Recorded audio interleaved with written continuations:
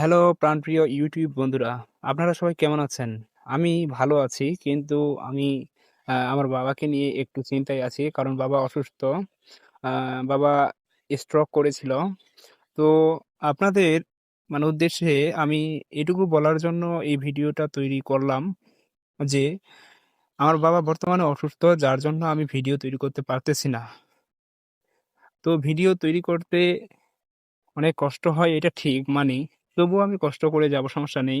কিন্তু বাবার অসুস্থতার কারণে বাবার পাশে থাকতে হচ্ছে। যার জন্য সঠিক সময়ে ভিডিও আপলোড করতে পারতেছি না।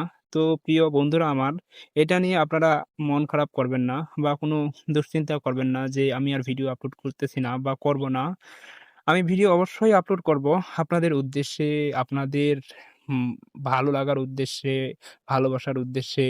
তো আপনারা এটা নিশ্চিন্ত থাকেন যে আমি ভিডিও অবশ্যই ছাড়বো। একটু খালি বাবা সুস্থ হয়ে যাক। আর কারণ সবার আগে মা-বাবা সবার কাছেই প্রিয়। মা-বাবা যদি সুস্থ না থাকে কারো মনই ভালো থাকে না। এটা সবারই মনের মধ্যে একটা আবেগ।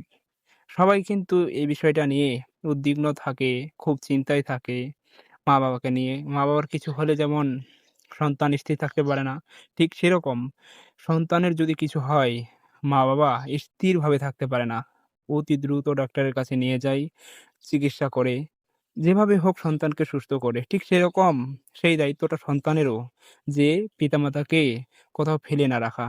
পিতামাতার সেবা করা, তাদের অসুখ-বিসুখে ডাক্তারের কাছে নিয়ে যাওয়া এবং চিকিৎসা করা, সুচিকিৎসা করা। যতদিন পর্যন্ত সুস্থ না হয় ততদিন পর্যন্ত চেষ্টা করে যাওয়া। এটাই হচ্ছে একটা সন্তানের দায়িত্ব। তো আমি এটাই বলতে চাচ্ছিলাম যে, আমি সঠিক সময়ে হয়তোবা কয়েকদিন ধরে ভিডিও আপলোড করতে পারতেছি না বা পারিনি। তো পরবর্তী সময়ে ভিডিও হয়তোবা কয়েকদিন যাবৎ আপলোড করতে পারবো কিনা এটাও জানি না। তো যাই হোক আমি ভিডিও আপলোড করব। আর মাত্র হয়তোবা কয়েকটা দিন যদি বাবা সুস্থ হয় একটু, তো যেটুকু সময় পাই আপনাদেরকে আমি দেওয়ার চেষ্টা করব। ভিডিও আপলোড করব। আমার ভিডিও আপনাদেরকে দেখার সুযোগ করে দিব। তো যাই হোক আপনারা সবাই ভালো থাকবেন। আমি এ নিয়ে এই কথাটি বলার জন্যই YouTube এ আসলাম। ভিডিওটা তৈরি করলাম। তো সবাই ভালো থাকবেন। সবাইকে আমার নমস্কার।